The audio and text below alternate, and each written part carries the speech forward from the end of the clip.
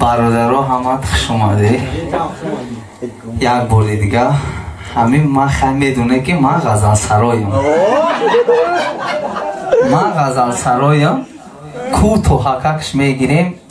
همین مصره ها رو ما میبخشم با اکای عمر.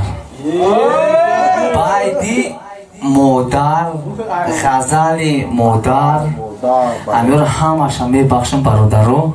یکی از دوستای نزدیک ما که خیلی باز ما انتظارش بودیم امروز دیدیمش. خب چوپانی ده مرده همین سرود هم میبخشیم برای ما.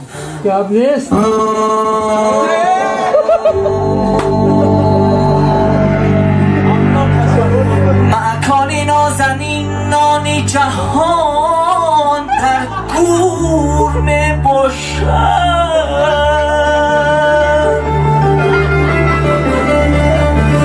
مکانی نازنین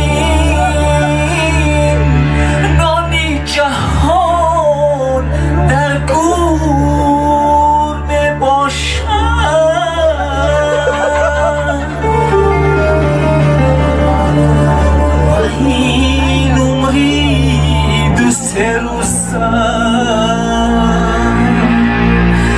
این عمری دو سه روزه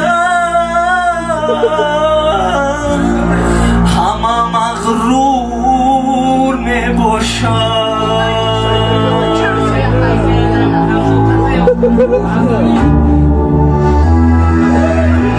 بین عمری دو سه روزه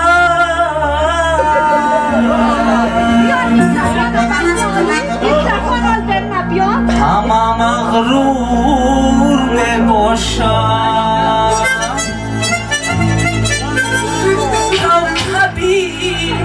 کوکبی بختی جوان